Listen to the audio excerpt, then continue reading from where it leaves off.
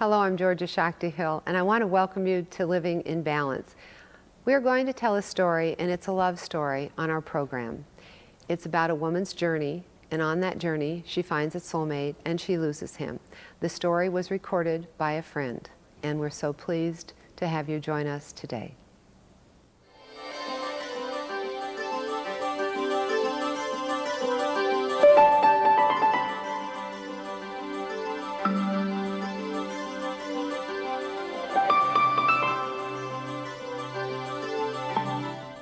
When I first saw the book, Puzzle, and it says linking life's pieces, I thought, oh, what a clever idea. There were 9 chapters, and there were 9 points that one could move through their spiritual journey. And I thought, oh, this is a manual on how to develop yourself spiritually.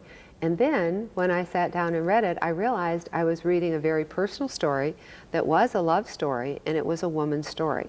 And I thought, wow, okay, this was a surprise.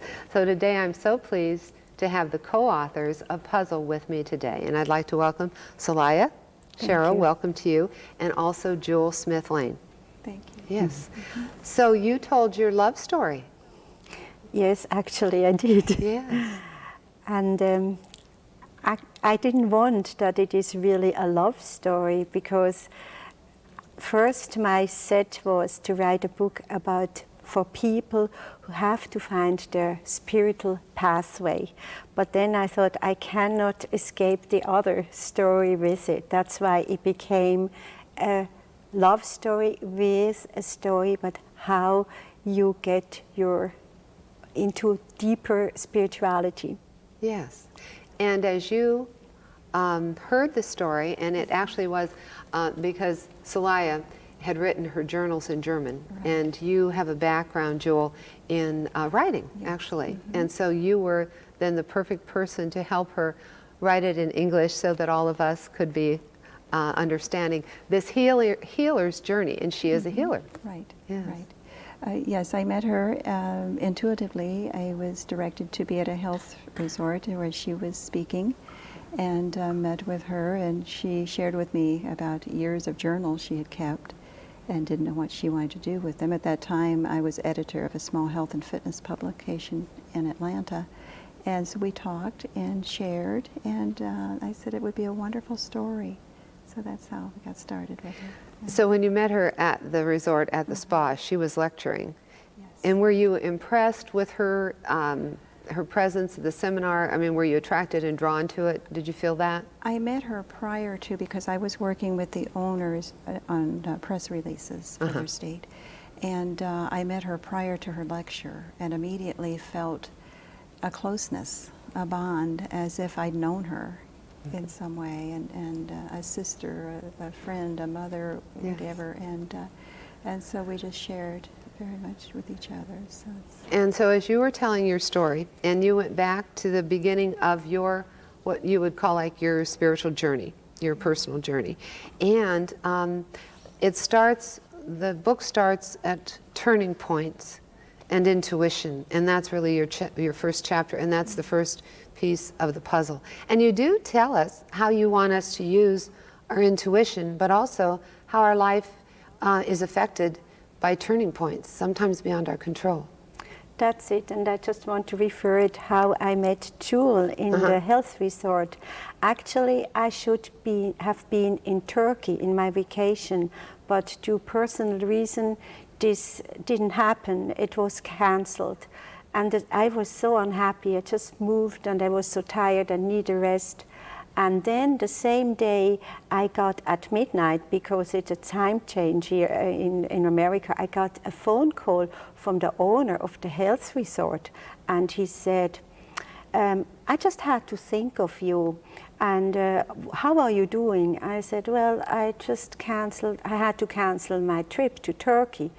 And I'm very unhappy. He said, what are you doing in Turkey? Why don't you come to Florida and come here? So that's why I had to come to this health resort to meet this wonderful friend I met there.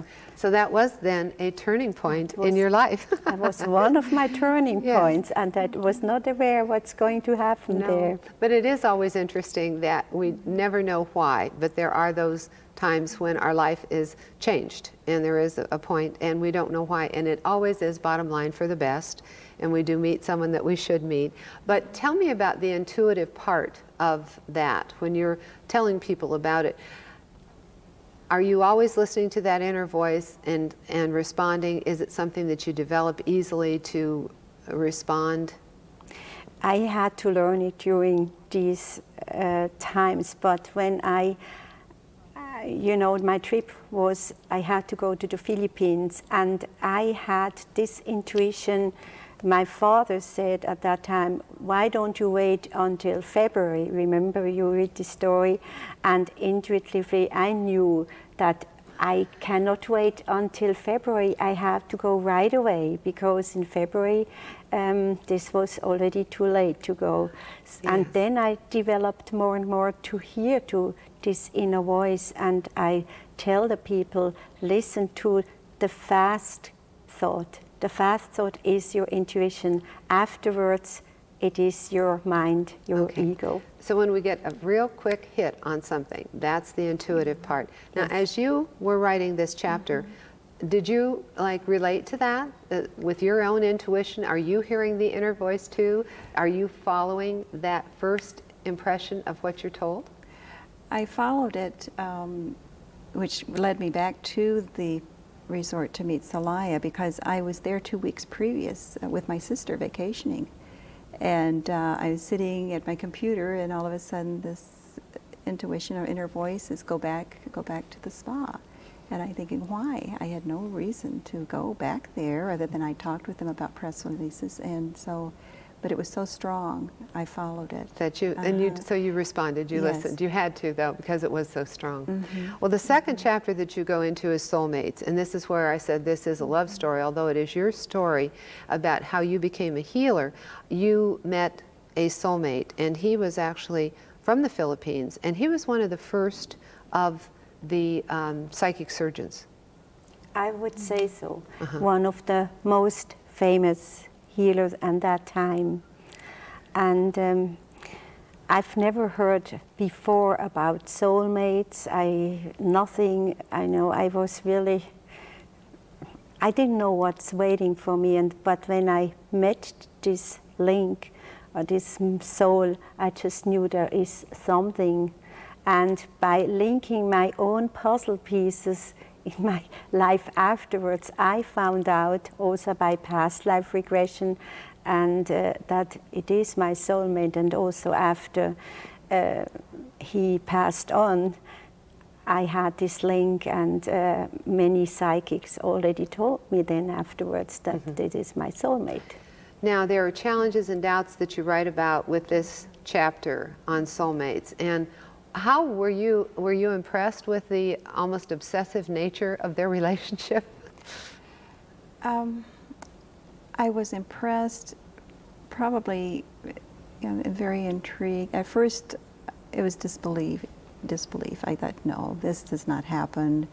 How could someone, a relationship, because they didn't know each other. That's so. One was from Switzerland and had already a life and a family and so forth in Switzerland, and the other one was in the Philippines, and it was just almost coincidence that your paths even crossed at all, living halfway around the world.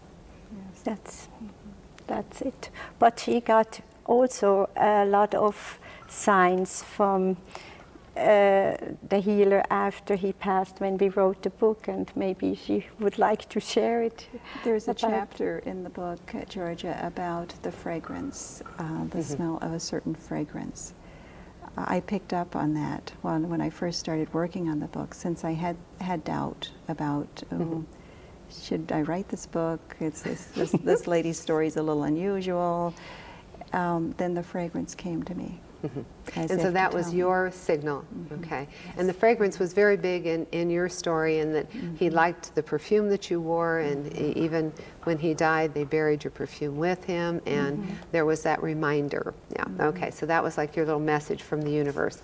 Now, you talk about past lives, and you talk about healing.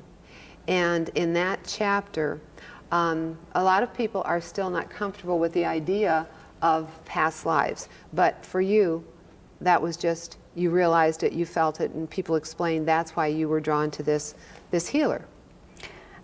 Yes, I never heard about past life because I was raised in a very normal, what you call normal family, never talked about past life, but intuitively I always knew that there is a life after death and another life. And I found out by past life regression and also what happened with me in the Philippines, certain feelings I had that it is something I could not understand and must be a past life. And this is what I think it's very important to let the people know also in this book why they have certain fears or about something, certain happenings, and people don't dare to talk about it, but they know. And I wish that people can now become more open about this also. Okay, and as you wrote, was this a new concept to you, the idea of the past lives? It was a new concept, and it opened my eyes, I think, Georgia, to the fact that, and in my past, I may cross paths with someone, as I did with Solaya, and feel I know that person. I've known them as if we've been the best of friends or very, very close. And so that opened my eyes to the fact that maybe there is something to it. Well, we're going to take a break, and we'll come back with more of the love story and the spiritual journey and some interesting concepts that you'd like to share with us that you have found. So if you will stay tuned, we will be back with more pieces of the puzzle.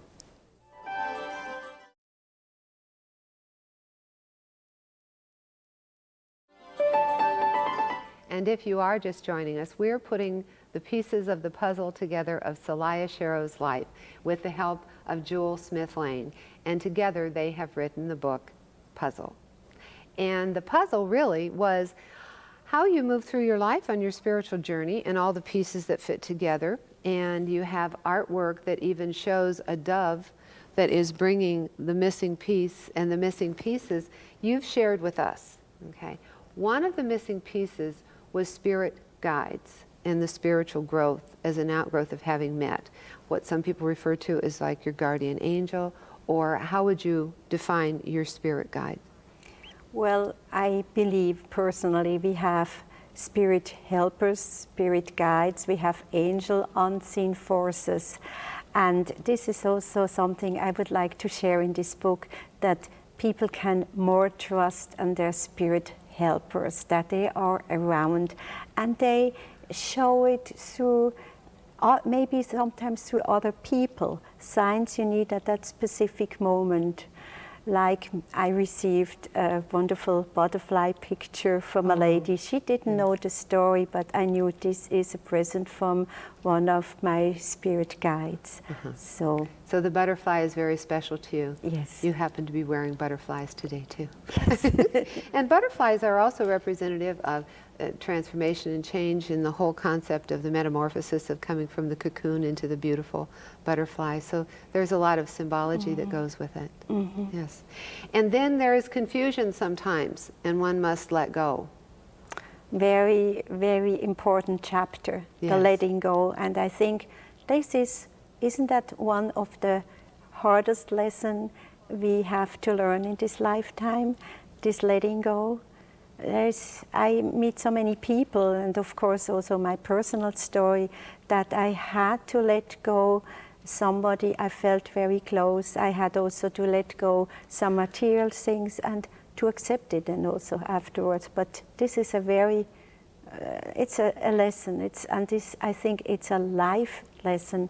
You always come to crossroads. You have to let go again. In order to move forward then, Joel, the book shared was that sometimes a relationship ends and you must move on from there because it no longer is supportive of your spiritual growth. Now, could you identify with the story and with the issues with friends of yours and things as you were writing this part with Solaya? I could identify, I think, in my personal life a little because I grew immensely while working on this book with her. And I feel that in my marriage, my husband grew some spiritually as well. Well, you said you had to thank him for allowing you to spend so much time on this project. Yes. So it wasn't a detriment, but it was a learning process for you and your husband. Right, it was, definitely. And some of the things I shared spiritually, of course, he wasn't quite open to at first, but then I think later, by following intuition and realizing that he also has spirit guides, then it's helped a lot. So you introduced some whole new concepts to your husband. Yes, very much. And you mentioned that in the book, that sometimes if it is a new concept, you're just planting that seed with another person. And if it doesn't work for them in this lifetime, maybe the next one. Yes. And that's one way to look at it, isn't it? Yes. Now, what about survival and searching? The chapter there, the survival part. The survival part was when I found out that my soulmate died. The Philippine Yes, healer. the right. Philippine healer. I had to find my way to survive because for me it was like even I couldn't understand at that time what it means, what is actually the reason, what I have to learn, and it is to grow spiritually, to understand in one way I can continue his work, what he could not fulfill in his country, to do here now, to let the people understand why they become sick and to fulfill my life mission, which is actually to be a healer. To be a healer. And this was my searching. There is a book, and you had brought it, and I didn't know we were going to be able to share this, but I'm glad. Psychiatrist's Search for God, and it's by Adrian Finkelstein, MD, and your Philippine healer is actually mentioned in here. His photograph is in here. He was one who in the late 70s, early 80s is when all of this took place, I think. That's is that correct. right? Before there was a lot of what they said the phonies, he was one that they were documenting his work. So he was one of the first and found to be authentic kind of healers. Okay, so that's kind of nice for you to have this reassurance that others found him to be a true healer too. Yeah, that's Okay. important. And the next point that you make is you must have patience and confidence. Oh, that is one of the huge lessons in life. Patience and tolerance, I think, are the two biggies that we learn as human beings. But what in this particular story and on your spiritual journey was the lesson in patience? When I became aware what's going on with healing, what I learned, everything, I want to know at once everything. And this needed a lot of patience that I'm still learning, and Jewel can refer to it. It's still my missing linking puzzle pieces. I still need to have a lot of patience in my life. I always want one step after I should be, and this is a very important puzzle piece, I think. Now, what about the confidence aspect of that chapter, Jewel? What was that?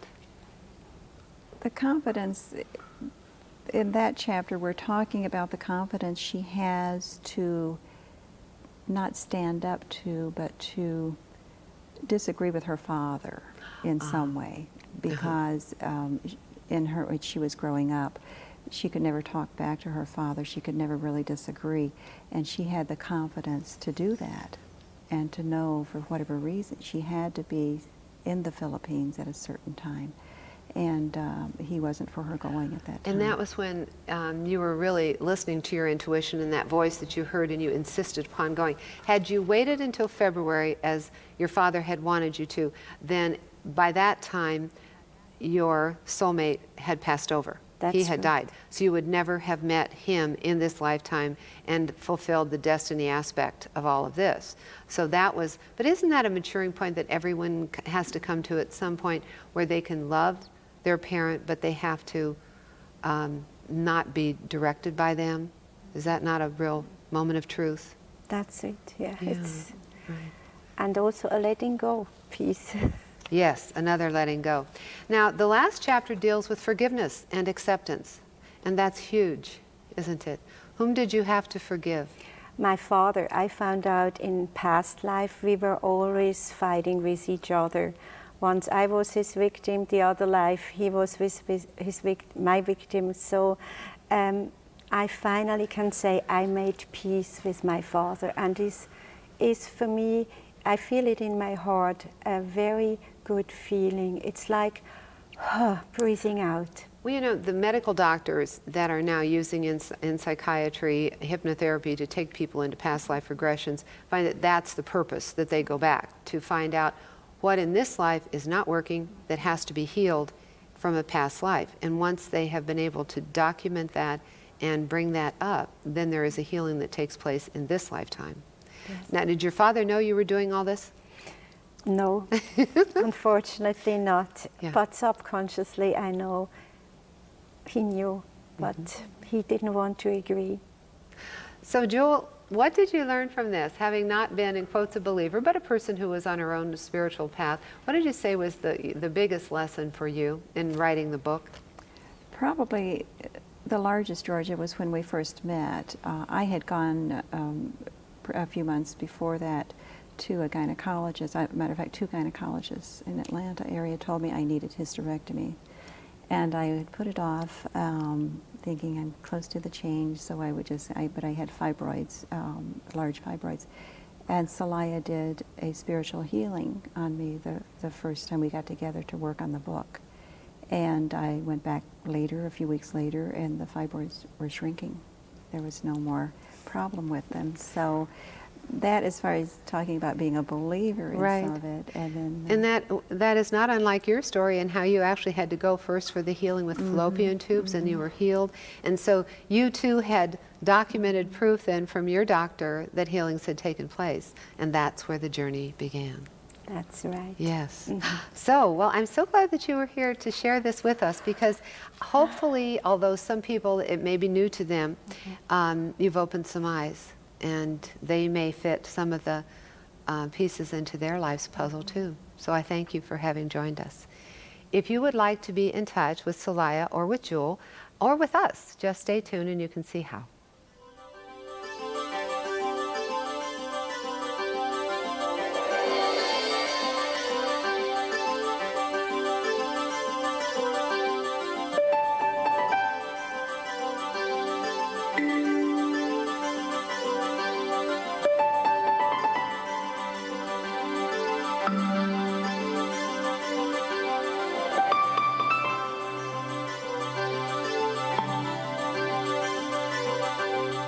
All of us can look at our life as if it is a puzzle, and we do want to fit those pieces together so that we do find peace and bliss and happiness and joy. Sometimes we have to go back and we have to take a look at our childhood, our relationships, and then the healing can take place, and then we can find what our purpose is. So until next time, may you fit the pieces of your life together like a puzzle. And I'm Georgia Shakti-Hill. May you be well, happy, and peaceful.